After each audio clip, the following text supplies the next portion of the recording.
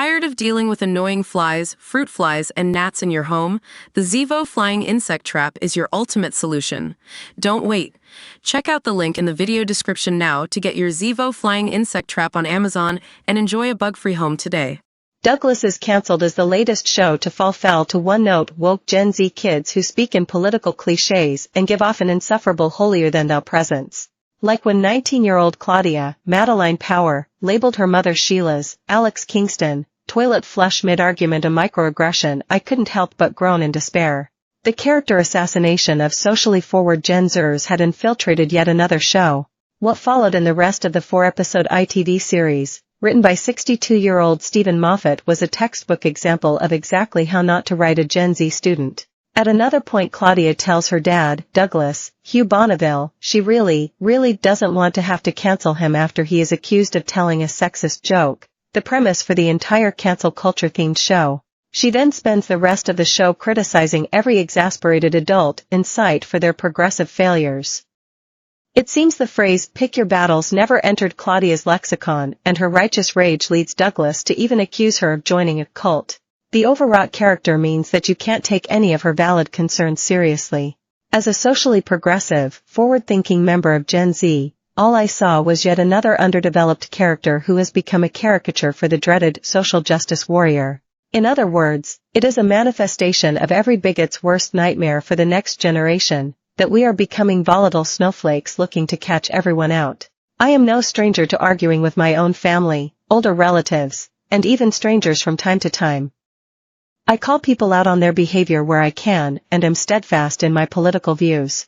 I've explained why I believe J.K. Rowling's views are harmful while defending trans rights to relatives, slammed Boris Johnson's comments about Muslim women to willfully ignorant peers, and snapped back just as hard after being patronized by men while at university. But I am not a walking talking machine primed with jarring and clunky political quips.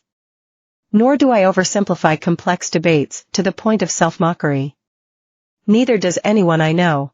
For the past few years, screenwriters have attempted to cater to a Gen Z audience and incorporate our ethos into TV shows and films to varying levels of success.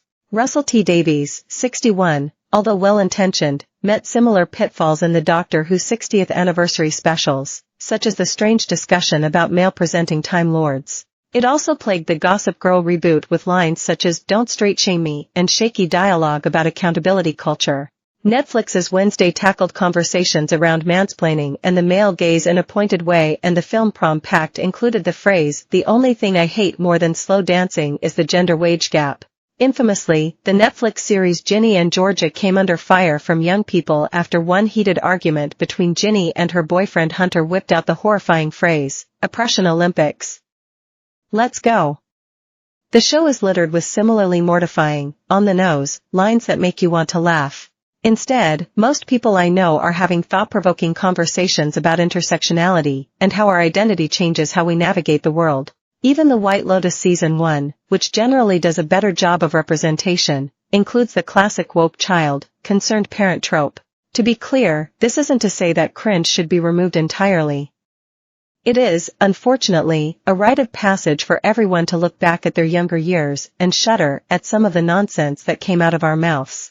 But to make it the defining trait of almost every single character aged 16 to 25 is, perhaps, taking it too far. Maybe more screenwriters should take a leaf out of Inside Out 2's book, where they actively hired teen advisors to accurately capture the horrors of puberty. The film's huge success, now over $1 billion at the global box office, must be in part owed to the endearing authenticity with which it approaches the subject. Surely it's worth trying to recreate this magic by hiring Gen Z proofreaders for relevant TV shows and films to help tackle the stereotype. That stereotype has become so cemented in TV canon that several TikToks have been made making fun of the poor writing. These fake scene see influen.